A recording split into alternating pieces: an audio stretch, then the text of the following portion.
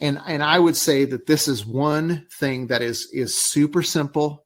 It's super practical, but one of those areas that we often can neglect is helping leaders understand how God has gifted them, how God has wired them, how he's created them, and to begin to position them around that. In fact, you can see this picture on the screen. We're actually working with a group of residents and interns of the churches that we're connected to. And this is one of the things that we do with them early on, right? Is we take them through some different assessments, some different giftings, some different things that will help them do that. Okay, so a couple things when we think about this.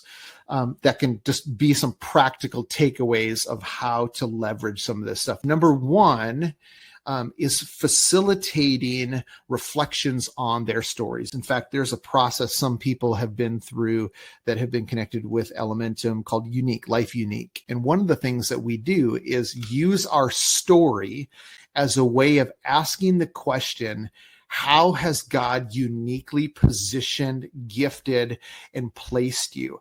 What you'll often find is as you begin to trace your leaders' stories, right? We're talking about this yesterday. I jumped on one of our group coaching calls for our partners. And we were actually talking about, we're using the framework.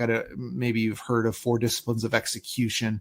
It's a business book. And so they're talking about just the idea of, goal setting, right? And the value of actually helping people understand what the win looks like in your ministry. So that's the first one is make goal setting a collaborative process. Number 2 is make sure that you're always tying your goals to the larger vision.